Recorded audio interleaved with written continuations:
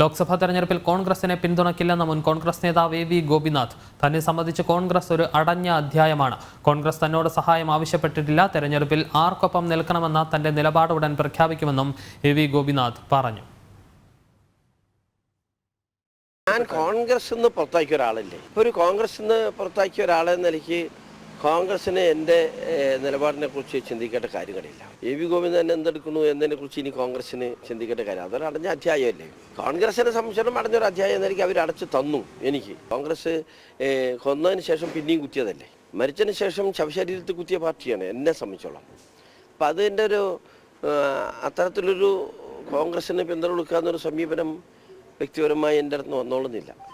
അത് വേറെ ആർക്ക് ഗുണം ചെയ്യുന്നുള്ളത് പാർലമെന്റ് വരുമ്പോൾ മാത്രമേ എനിക്കത് പറയാൻ കഴിയൂ. വിശദാംശങ്ങളുമായി അരുൺ. നേരത്തെ മുഖ്യമന്ത്രിയുടെ നവകേരള സദസ്സിലടക്കം പങ്കെടുത്തയാളാണ് എ വി ഗോപിനാഥ്. ഇപ്പോൾ കോൺഗ്രസുമായി ലോക്സഭാ തെരഞ്ഞെടുപ്പിൽ സഹകരിക്കില്ല എന്ന നിലപാട് അദ്ദേഹം വ്യക്തമാക്കിയിട്ടുണ്ട്. തെരഞ്ഞെടുപ്പിൽ ആർക്കൊക്കെ സഹകരിക്കണമെന്നത് സംബന്ധിച്ച് ഉടൻ നിലപാട് അറിയിക്കും എന്നുള്ളതാണ് നിലവിൽ എ വി ഗോപിനാഥ് വ്യക്തമാക്കിയിരിക്കുന്നത്.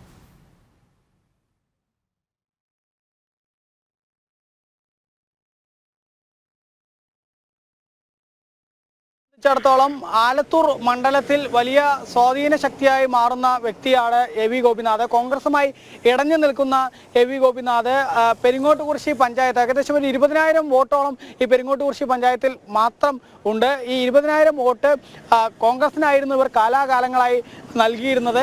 അടിയുറച്ച കോൺഗ്രസ്സുകാരനായിരുന്നു എ വി ഗോപിനാഥ്. പക്ഷേ എ വി ഗോപിനാഥ് കോൺഗ്രസുമായി പിണങ്ങി പിന്നീട് എ വി ഗോപിനാഥിനെ പാർട്ടിയുടെ പ്രാഥമിക അംഗത്വത്തിൽ നിന്ന് ഉൾപ്പെടെ പുറത്താക്കുന്ന സമീപനം കോൺഗ്രസ് സ്വീകരിച്ചിരുന്നു.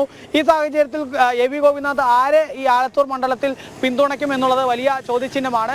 ഏതായാലും ഇപ്പോൾ കോൺഗ്രസിന് പിന്തുണ നൽകില്ല എന്നുള്ളത് എ വി ഗോപിനാഥ് തുറന്ന് പറയുകയാണ്. ലോക്സഭാ തെരഞ്ഞെടുപ്പിൽ യാതൊരു കാരണവശാലും താൻ ഈ കോൺഗ്രസിന് പിന്തുണ നൽകില്ല എന്നുള്ളതാണ്. അതേസമയം ആർക്കൊപ്പം നിൽക്കും എന്നുള്ള കാര്യത്തിൽ എ വി ഗോപിനാഥ് ഒരു വ്യക്തമായ ഉത്തരം പറഞ്ഞിട്ടില്ല. എങ്കിലും അതൊരു CPM-ന് ഉൾപ്പെടെ പിന്തുണ നൽകാനുള്ള സാധ്യത തള്ളിക്കളയുന്നുമില്ല. CPM-ന് പിന്തുണ നൽകണമെങ്കിൽ താൻ CPM-ൽ ചേരേണ്ടതില്ലല്ലോ എന്നുൾപ്പെടെ ഈ എ വി ഗോപിനാഥ് പറഞ്ഞു വെക്കുന്നുണ്ട് എന്നുള്ളതാണ്.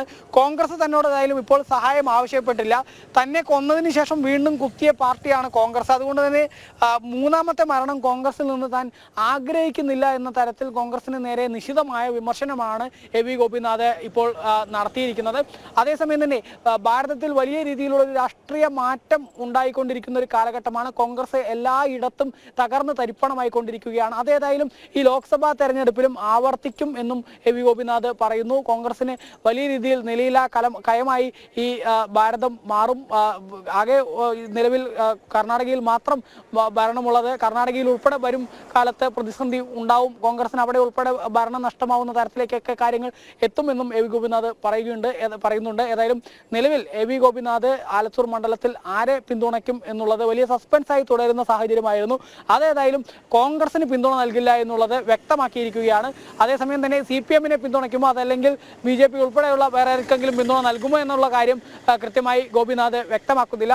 എങ്കിൽ പോലും ഒരു മൃദുവായി CPM അനുകൂല നിലപാട് ഗോപിനാഥിന്റെ ഭാഗത്ത് നിന്ന് ഉണ്ടാവുന്നുണ്ട് എന്നുള്ളത് തന്നെയാണ് മനസ്സിലാക്കാൻ സാധിക്കുന്നത്. ലോക്സഭാ തെരഞ്ഞെടുപ്പിൽ കോൺഗ്രസിന് ഇത് ആലത്തൂർ മണ്ഡലത്തെ സംബന്ധിച്ച ഒരു തിരിച്ചടിയാകാനുള്ള സാധ്യത തന്നെയല്ലേ ഉള്ളത്. കാരണം നേരത്തെ തന്നെ കോൺഗ്രസുമായി ഇടഞ്ഞു നിൽക്കുന്ന ഒരു സാഹചര്യമുണ്ട്. അതിന് പിന്നാലെ ഈ തെരഞ്ഞെടുപ്പിൽ ഇത്തരത്തിൽ ഒരു പ്രവർത്തനം കൂടിയാകുമ്പോൾ അത് കോൺഗ്രസിന് വലിയ തിരിച്ചടിയാകുമെന്നുള്ളൊരു വിലയിരുത്തൽ തന്നെയല്ലേ ഉള്ളത്.